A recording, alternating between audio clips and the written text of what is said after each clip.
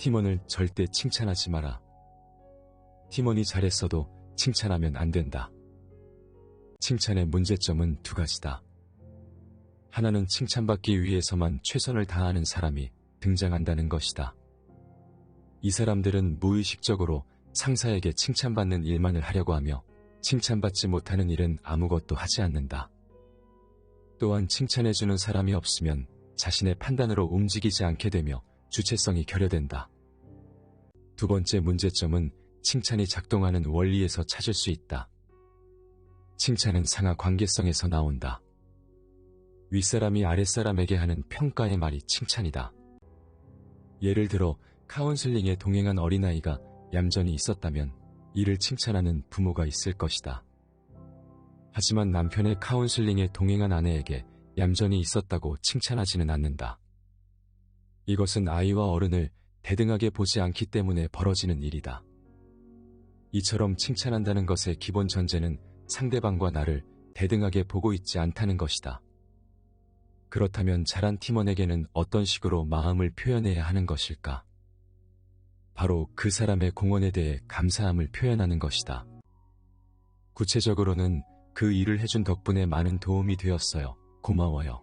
같은 말을 하는 것이다. 그렇게 자신의 존재가 리더에게 받아들여졌다고 팀원이 느낄 수 있다면 다음에도 일할 때 힘을 낼 수 있으며 자신에게 감사 인사를 하는 리더와 함께 일한다는 것 자체에 팀원은 기쁠 것이다. 자신감 있는 리더는 오히려 골칫거리다. 자신감 있는 사람은 독선적이다. 타인의 의견, 팀원들의 의견을 듣지 않고 자신이 말하는 것과 하고자 하는 것이 절대적으로 옳다고 생각한다. 자신감이 없는 것 자체가 반드시 좋다고는 말할 수 없지만 자신의 판단이 절대적이지 않을지도 모른다고 생각하며 항상 되돌아볼 수 있는 리더가 그렇지 않은 리더보다 훌륭한 리더가 될 수 있다. 고대 로마 제국의 황제 마르쿠스 아우렐리우스는 로마 제국의 전성기를 구축한 가장 유능했던 5명의 황제 중 한 명이다. 그는 철학자로 살아가기를 원했지만 황제로 태어난 것을 자신의 운명으로 받아들여 황제의 일에 전력을 다해 임했다. 만약 아우렐리우스가 처음부터 아무런 고민 없이 황제가 되었다면 그가 통치하던 시대는 전혀 달라졌을지도 모른다. 그렇기 때문에 여러 가지 고민을 한 끝에 리더의 역할을 받아들인다면 누구나 훌륭한 리더가 될 수 있다. 팀원을 힘으로 이끌지 않고 대등하게 대하며 말로 협력 관계를 구축하는 것을 목표로 삼는 것이 리더가 추구해야 할 모습이다. 절대 팀원을 혼내지 마라. 팀원을 절대 혼내서는 안 된다. 사람은 잘못했을 때 자신이 잘못했다는 사실을 이미 알고 있다. 이 상황에서 리더가 혼을 낸다면 팀원은 수긍하고 인정하기보다는 저런 식으로 말하지 않아도 될 텐데 라고 생각하며 오히려 반발심을 키울 것이다. 그렇게 되면 상사와의 사이는 더 안 좋아지고 팀원은 상사가 하는 말을 더욱더 듣지 않게 될 것이다. 그렇다면 어떻게 해야 팀원의 잘못을 바로잡을 수 있을까? 중요한 것은 화를 대신할 방식을 배우는 것이다. 팀원에게 개선을 요구해야 하는 상황이면 말로 전달하는 것만으로도 충분하다.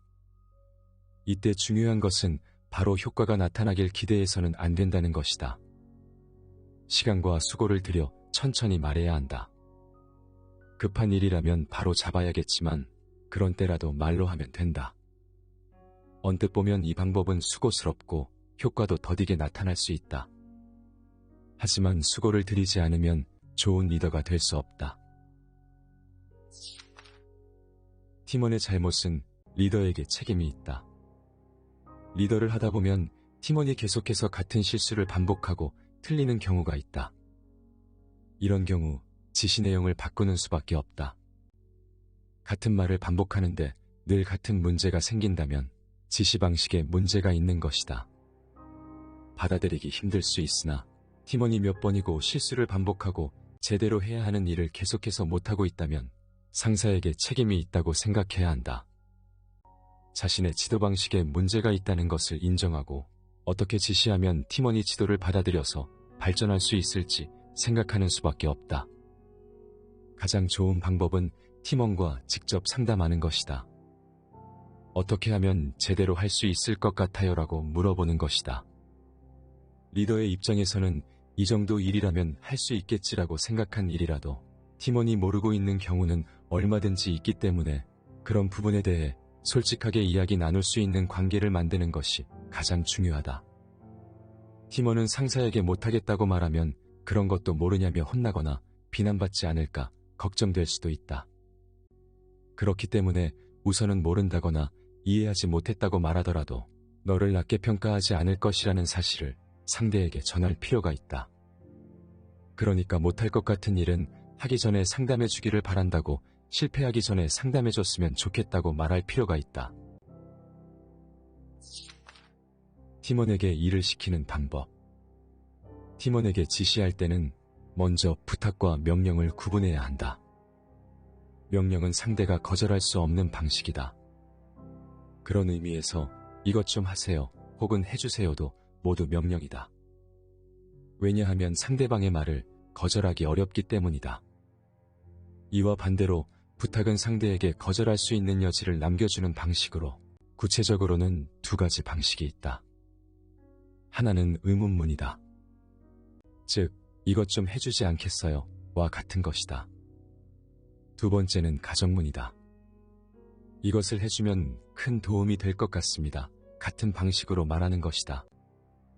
이런 방식으로 지시했을 때 직장 상사의 부탁이기 때문에 팀원이 일을 거절하는 일은 거의 없다. 또한 이런 방식은 상대에게 거절할 여지가 있다고 대등한 관계로 존중받고 있구나를 느끼게 한다. 명령문을 사용해도 팀원은 똑같이 거절하지 않겠지만 감정적으로 반발심을 느낄 가능성이 있다. 이렇듯 의문문과 가정문을 사용하여 부탁한다면 팀원과의 관계도 원만해지고 일이 순조롭게 진행될 것이다. 팀에 무능한 사람이 있을 경우 그런 사람은 분명히 있다. 그리고 그런 사람들은 대체로 자존심이 세다. 그들은 틀림없이 자신이 무능한 것을 알고 있다. 알고 있기 때문에 자신의 무능함을 숨기기 위해 다른 사람에게 혹은 다른 일에 책임을 떠넘기고 있는 것이다. 이런 사실을 우리는 우선 알아둘 필요가 있다. 여기에서 우리는 리더를 포함한 주위 사람들이다. 우선 알아둔다는 말은 다시 말해 이 사람은 이런 사람이다라고 인식하는 것이다. 그리고 이런 타입의 사람은 대인관계에 집중하는 경우가 많다. 무능한 사람 중에는 본래 일 그 자체보다도 이를 둘러싼 대인관계에 관심을 기울이는 사람이 많다. 그런 사람이 자신의 무능함을 숨기기 위해 주위 사람 탓을 하는 경우가 많다. 이런 사람은 만났다면 이 사람은 이런 사람이다라고 생각하며 대할 수밖에 없다. 그 사람과 가까이 지내지 않아도 괜찮다면 그게 가장 좋겠지만 함께할 수밖에 없을 때는 그 사람이 이런 사람이라는 것을 인식하고 그 사람이 자신이 짊어져야 할 책임을 리더에게 떠넘긴다면 리더는 그것은 틀렸고 잘못되었다고 분명하게 말해야 한다. 누군가가 분명히 말하지 않으면 언제까지 상황은 변하지 않는다. 이렇게 잘못된 것은 잘못되었다고 직접 말해주고 직장의 모든 사람이 알도록 한다면 하루아침에 바뀌지는 않을지 모르지만 조금씩 확실히 변해갈 것이다. 리더는 미움받을 용기를 가져서는 안 된다. 상사의 위치에 있는 사람이 미움받을 용기를 가지는 것은 그다지 좋지 않다. 미움받을 용기는 직급이 낮은 직원들이 상사에게 하고 싶은 말이 있을 때 가져야 하는 것이다. 그런데 리더가 직급이 낮은 직원에게 미움을 받더라도 말해야 하는 것은 말해야만 한다고 생각한다면 갑질을 일삼을 가능성이 높고 팀원의 생각에 귀를 기울이지 않을 것이다. 그렇기에 리더는 오히려 미움받을 용기를 가져서는 안 된다. 대신 리더는 불완전할 용기를 가져야 한다. 불완전할 용기란 지금 당장 완전하지는 않지만 앞으로 한 걸음씩 이상적인 모습을 향해 걷기 시작하는 용기이다. 리더의 자질에 대해 머리로 먼저 이해한 뒤 자신이 할 수 있는 것부터 조금씩 해가면 된다. 하루아침에 자신을 바꾸는 일은 불가능하더라도 그런 불완전한 자신까지 받아들일 수 있는 용기를 가져야 한다. 불완전해도 더 나아져야겠다고 생각하며 실천하는 리더를 보게 된다면 팀원은 용기를 얻고 자신도 저런 사람이 되고 싶다고 생각할 것이다. 오늘 소개한 글은 다산북스에서 출간한 철학을 잊은 리더에게에서 가져왔습니다. 우리는 흔히 리더의 공부라고 하면 인사관리, 조직관리 등 경영을 공부해야 한다고 생각합니다. 그런데 수많은 리더들이 입을 모아 말합니다. 리더가 진정으로 배워야 하는 것은 바로 철학이라고요. 애플의 최고 경영자이자 수많은 혁신을 만들어낸 리더 스티브 잡스도 생전에 이런 말을 했습니다. 만약 소크라테스와 점심 식사를 할 수 있다면 우리 회사가 가진 모든 기술을 그와 바꾸겠다. 고대 그리스 철학자인 소크라테스를 만나 그의 사상을 배울 수 있다면 모든 것을 내놓겠다는 것입니다. 그들은 왜 그렇게 말했을까요? 바로 철학에서 배울 수 있는 것이 사람이기 때문입니다.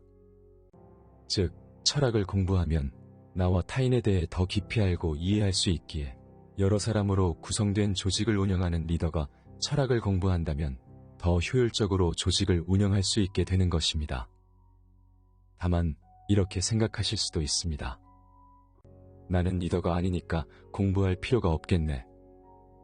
사실 저도 처음 이 책을 봤을 때 저와 상관없는 얘기라 생각했습니다. 왜냐하면 저는 팀장이나 사장 같은 직급을 달고 있지 않기 때문입니다. 그런데 다시 생각해보니 저도 누군가에게는 리더가 될 수 있겠다는 생각이 들더군요. 예를 들어 가정에서 저는 아이에게 리더가 될 수 있습니다. 또한 동아리나 모임에서 꼭 장이 아니더라도 누군가를 이끌 수도 있습니다. 그렇게 생각해본다면 이 책에서의 리더란 단순히 회사에서 누군가에게 지시하는 사람뿐 아니라 무언가 조직에 속해 있다면 누구나 될 수 있을 것입니다. 그렇기에 회사든 학교든 동아리든 모임에 들어가 계신 분들이라면 이 책을 한 번쯤 보시기를 추천드립니다. 이 책에서 배운 바를 실행한다면 어떤 조직에 있든 간에 다른 사람을 훌륭하게 이끌 수 있는 리더 혹은 리더의 제목으로 인정받게 될 것입니다. 자신을 바꿀 수 있는 사람은 자신밖에 없다. 알프레드 아들러